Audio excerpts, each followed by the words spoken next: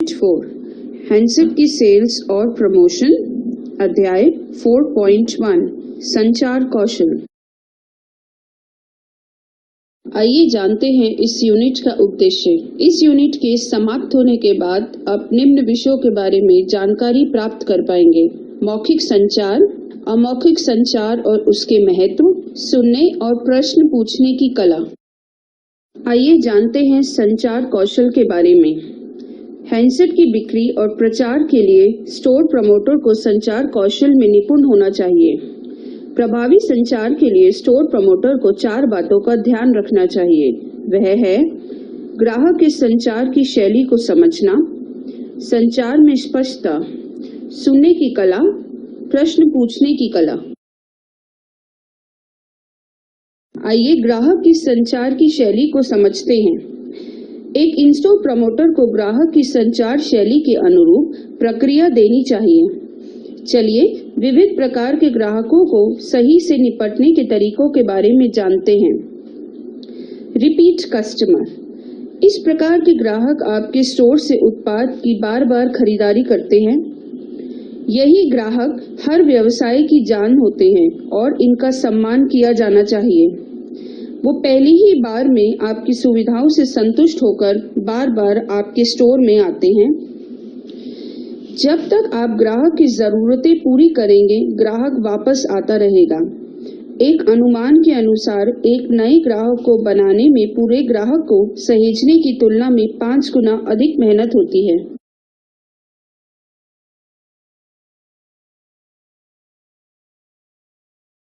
आइए जानते हैं डिस्काउंट कस्टमर के बारे में। यह खरीदार केवल छूट या कम कीमत के उत्पाद की खरीदारी करते हैं। जितनी ज्यादा छूट उतनी ही अधिक खरीदारी। इस प्रकार के ग्राहकों को भी विशेष ध्यान दिया जाना चाहिए क्योंकि यह व्यवसाय के लाभ के एक बड़े अंश में सहायक होते हैं।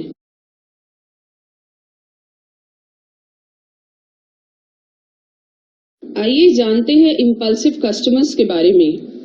इस प्रकार के ग्राहकों को मनाना थोड़ा कठिन होता है क्योंकि यह केवल खरीदारी अपनी इच्छा अनुसार करते हैं। ये किसी विशिष्ट उत्पाद में रुचि नहीं दिखाते हैं, परंतु यदि कोई उत्पाद पसंद आ जाता है तो वह तुरंत खरीद लेते हैं। इस प्रकार के ग्राहकों को समझना कठिन होता है क्योंकि एक विशिष्ट उत्पाद के स्थान पर सही उत्पादों को देखना और परखना चाहते हैं। यदि इम्पल्सिव ग्राहक को सही से समझाया जाए तो ये अच्छी खरीदारी कर सकते हैं। आइए जानते हैं जरूरतमंद कस्टमर के बारे में। यह ग्राहक पूर्ण निर्धारित वस्तु को ही खरीदते हैं। यह अक्सर स्टोर में आते हैं परंतु खरीदारी कम ही करते हैं। इस प्रकार के ग्राहकों को मिलती जुलती श्रेणियों के उत्पाद दिखाकर संतुष्ट किया जा सकता है। इस प्रकार के ग्राहकों की आवश्यकताओं का आंकलन बहुत ही जरूरी होता है।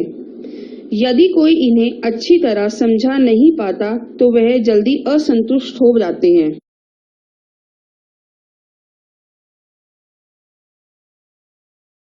आइए जानते हैं वैंडरिंग कस्टमर के बारे में। इस प्रकार के ग्राहक किसी भी व्यवसाय के लिए सबसे कम फायदेमंद होते हैं। इस प्रकार के ग्राहक इंडस्ट्री में नए होते हैं और अधिकतर ये नए उत्पादों की जानकारी व उनकी आवश्यकता सुनिश्चित करने के लिए स्टोर में आते हैं। इन ग्राहकों को सकारात्मक दृष्टिकोण के साथ विभिन्न उत्पादों की तुलना कर समझाया जा सकता है ताकि वह खरीदने में रुचि दिखाएं।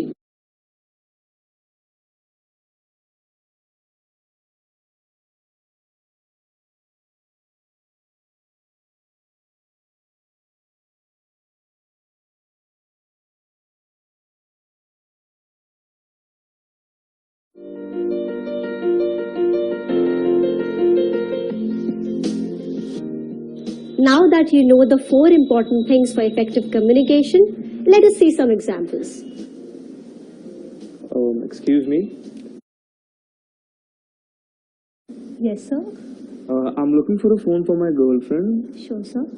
She's not very well acquainted with the new smartphones as such. Okay. But she's sensible and bright. Okay. So basically, I need a phone for calling purposes and I don't want to spend extra on unwanted stuff. Okay, so sir, if I got you right, then you need a phone that is simple in operation and it does not hang due to unwanted applications. That's right. And you also need a phone that has good inbuilt mic and speaker and that fits into your pocket, like which is affordable and does not cost you much, right? Perfect. So sir, I think you should go for this one. I think, sir, this will fulfill all your girlfriend's need and plus it will not get heavy on your pocket. Okay. Thank you so much. I My really pleasure, appreciate sir. it. So what we saw was active listening. The store promoter patiently listened to the customer, assessed the need, paraphrased the customer's requirement, and finally offered an appropriate solution.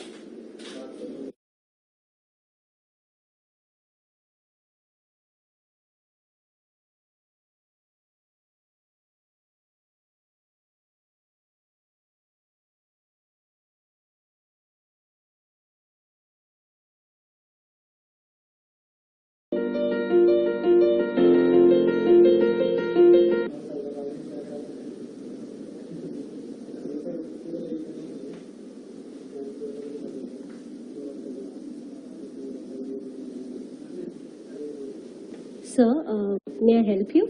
Yeah, I'm looking for a phone for myself. Sure, sir. What kind of phone are you looking for? I actually don't know. Okay, not a problem, sir. May I ask you a few questions, if you don't mind? Yeah, anything that helps me choose. Go Okay. ahead. Sir, does your work involve a lot of emailing and research, internet research, something? Yeah, it actually does. A lot Okay. of it. And sir, I can see that you're carrying two phones. So basically, you carry that always? Yeah, one is for my business and one is for my personal life actually. Okay. So sir, I would suggest you that you should go for a dual SIM so that you can avoid carrying two phones. Okay, okay. And sir, moreover, do you have a lot of business trips? Like you do go on a lot of business I trips? actually do, yeah, yes. Okay, sir. So I think that you need a durable battery phone, which has a long battery life. So a durable battery phone and a dual SIM set. So let me show you the model first. Yeah, sure. So here we saw a store promoter who gently probed the customer to understand his needs and then offered the best fit.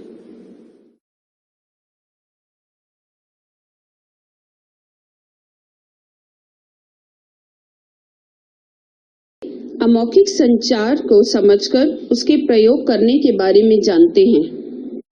अमौखिक संचार मुख्यतः अभिव्यक्ति की बिना शब्दों की शैली है।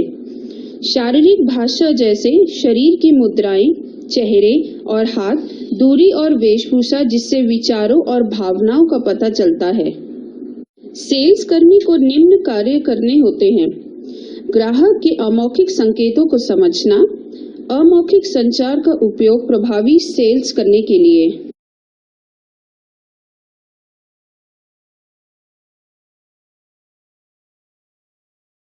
अपना प्रभाव बनाने के लिए सेल्स कर्मी को कुछ इस प्रकार के अमौखिक संकेतों का प्रयोग करना चाहिए। ग्राहक को सहायता के संकेत दें, वर्चस्व का संकेत कभी न दें, इससे ग्राहक परेशान होता है। हमेशा ग्राहक के साथ मुस्कुराएं। आपकी मुस्कुराहट प्राकृतिक हो और ऐसा न लगे कि आप मजाक बना रहे हैं। इसका सही अभ्यास शीशे के सामने करें। सीधा दृष्टिकोण रखें, इससे ईमानदारी का पता चलता है। किनारे और दीवार की ओर झांकना गलत संकेत देता है। घूरने से ग्राहक असहज महसूस करता है। हाथ कई प्रकार के संकेत व्यक्त करता है। किसी प्रकार के प्रस्तुतिकरण में मुख्य बिंदुओं को दर्शाने के लिए उंगलियों का प्रयोग किया जाता है। अत्यधिक हाथ के संकेत ग्राहक को मुख्य संचार से भटका सकते हैं। अच्छी भाषा शैली और आवाज संचार में महत्वपूर्ण भूमिका निभाती है। नीरसता से बचने के लिए सेल्स कर्मी को अपनी आवाज में उतार चढ़ाव का प्रयोग करना चाहिए। सरल संदेश जटिल संदेश की तुलना में ज्यादा जल्दी समझाए जा सकते हैं।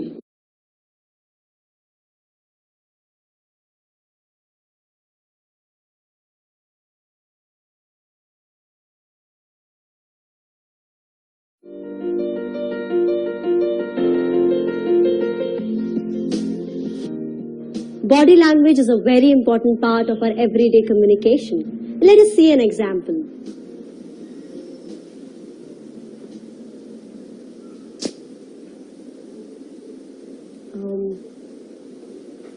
Sir, can I help you?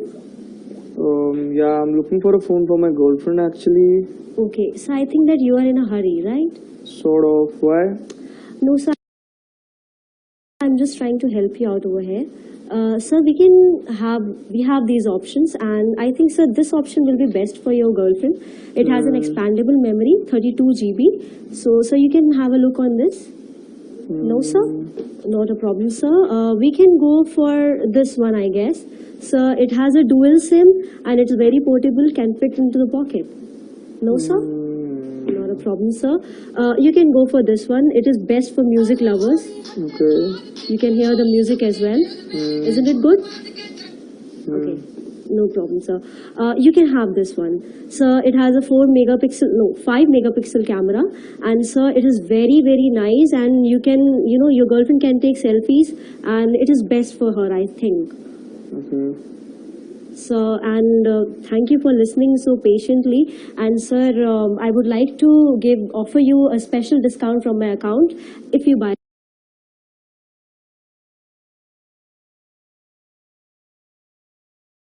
You know what? I'll take this discount and thank you so much for the choice. Thank you so much, sir. The store promoter concentrated and understood the body language and non-verbal communication of the customer, and this resulted in a sale.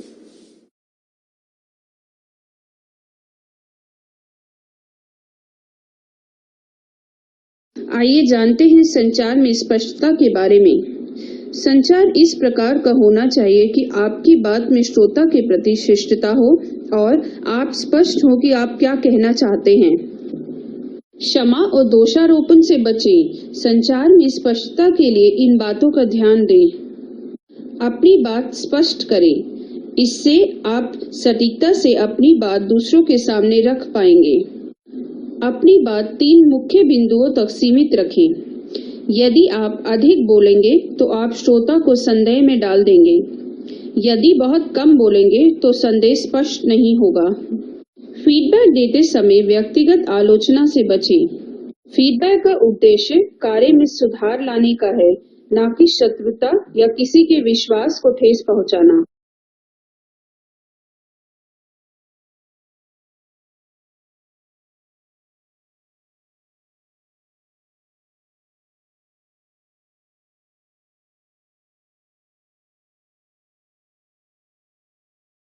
आइए जानते हैं सुनने की कला के बारे में। सही सुनने पर ही सेल्स पर्सन ग्राहक की आवश्यकता को सही से जान पाएगा। अच्छी तरह से सुनने के लिए निम्न बातों का ध्यान रखें। सूचना का दोहराना। सूचना का दोहराना सुनने की कला का एक अभिन्न भाग है। इससे ग्राहक आश्वस्त हो जाता है कि स्टोर प्रमोटर उन्हें सुन रहा है। ध्यान से सुनने का अर्थ ग्राहक की बातों को अच्छे से समझने का है। इसका यह भी अर्थ है कि यदि आप पूरी तरह से ग्राहक की बात समझ नहीं पा रहे हैं तो फिर से स्पष्टीकरण मांगें।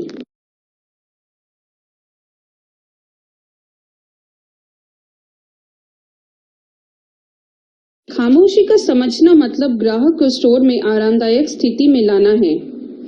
स्टोर प्रमोटर को ग्राहक को समय देना चाहिए जिससे वह वस्तुओं को स्वयं देख व परख सके। स्टोर प्रमोटर को ग्राहक को बीच में रोकना या टोकना नहीं चाहिए। कभी-कभी ग्राहक इससे चिढ़ जाते हैं व अपना निर्णय बदल देते हैं।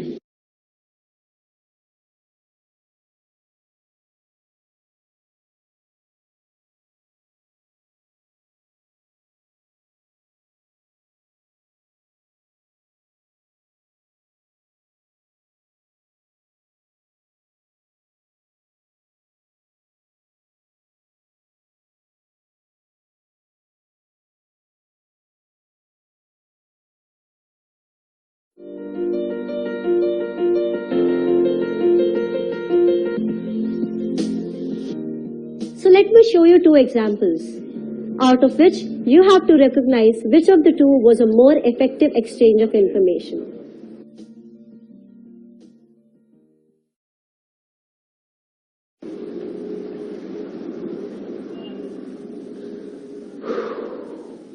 How may I help you, sir? I'm looking for a phone for my brother. Okay, so for your brother, I'm Yeah. sure, sir, don't look for that. I think you should go for this one. It has a 5 megapixel camera and it's a waterproof and new model of Samsung. He won't like anything such big actually. Okay, so we have this choice as well. Very small and compact.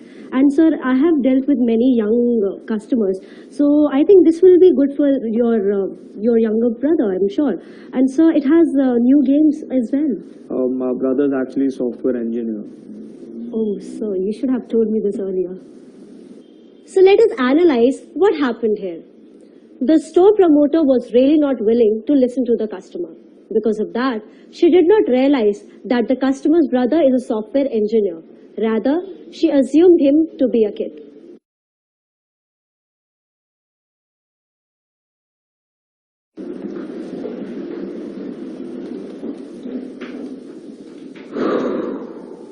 Hello, sir. How may I help you? Yeah, hi. I'm looking for a phone for my brother. Okay, sure, sir. I am sure that you know your brother quite well, but still, sir, it's my responsibility to show you something which has other options as well. So, sir, may I know what is the profession of your brother? Oh, thank you. He's a software engineer actually. Okay, he's a software engineer. Then, sir, I think this phone will be very good choice for him because he'll be comfortable with the new technology. And so it has 1 gigahertz processor, and so it's durable and have very powerful battery backup. Nah, actually he doesn't like anything bigger than what fits in right into his pockets actually. Okay, sir. We have this choice then for you, or I'll say that this choice. So I think, sir, he will like this one. It will fit into his pocket very well, and sir, it has heavy duty rather than this. It has much powerful processor. So I think, sir, that will be the best choice for your brother. Thank you. So who do you think was a better store promoter amongst the two? If you are thinking of example B, it is pretty obvious. She did all that to make the customer comfortable. She did not avoid him. She was proactive to walk up to him and provide him assistance. She listened to him patiently.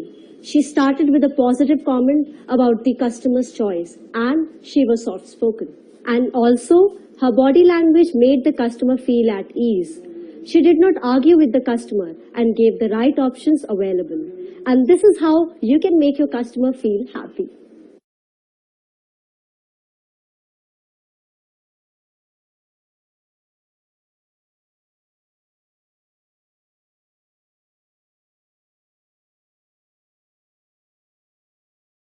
आइए जानते हैं प्रश्न पूछने की कला के बारे में। सेल से जुड़े लोगों को प्रश्न पूछना अन्य कई कारणों से भी अनिवार्य हो जाता है।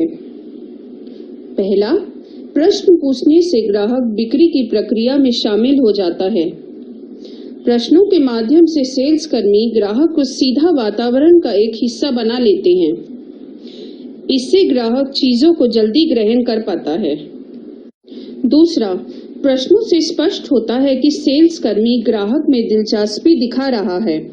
अंततः सेल्स कर्मी प्रश्नों के माध्यम से कई महत्वपूर्ण सूचना एकत्र कर सकता है।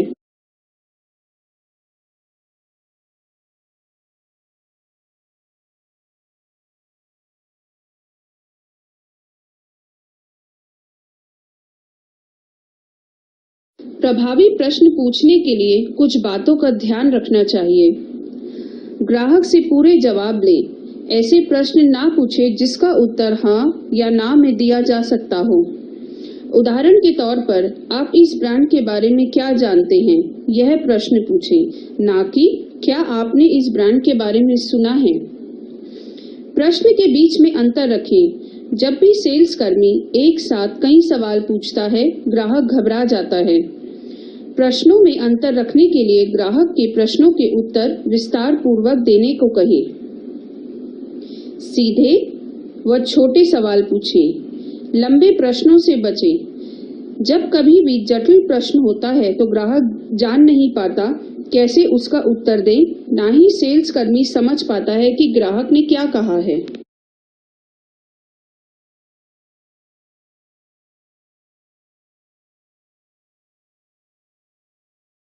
प्रभावी प्रश्न पूछने के लिए इन बातों का ध्यान रखें। लीडिंग प्रश्नों से बचें। लीडिंग प्रश्न ग्राहक को अच्छा बोलने का अवसर प्रदान करते हैं, बिना ये बताए कि वास्तव में वह क्या सोच रहे हैं। उदाहरण के तौर पर, आपको क्यों लगता है यह एक अच्छा उत्पाद है? ग्राहक को उत्पाद के बारे में बोलने का मौका देता है, परंतु उसके वास्तविक विचार को छुपाता है।